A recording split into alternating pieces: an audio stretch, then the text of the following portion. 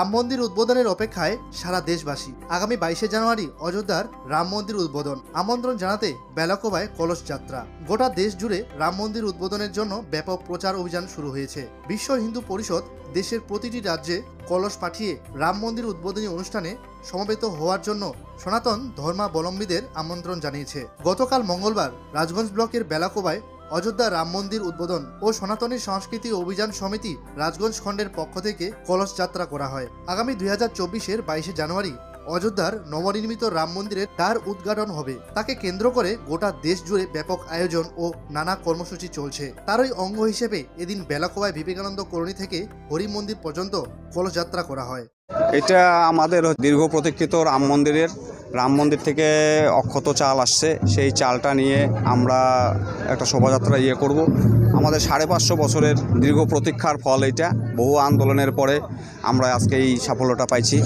তো আগামী 22শে জানুয়ারি অযোধ্যাতে রামলালার মন্দিরের উদ্বোধন আছে। সেই উদ্বোধন উপলক্ষে এই অক্ষত চাল, অক্ষত প্রসাদ আর কি এটা আসলো।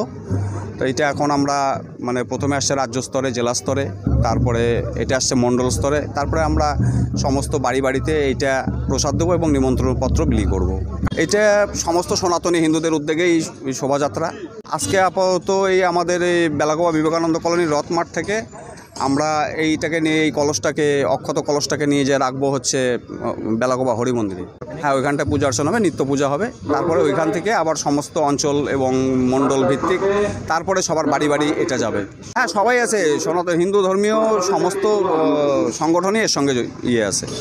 তাতে তো আজকে তো মোটামুটি 500-550 লোক তো আমাদের এখানটায় হবেই। হ্যাঁ, জানানো আছে।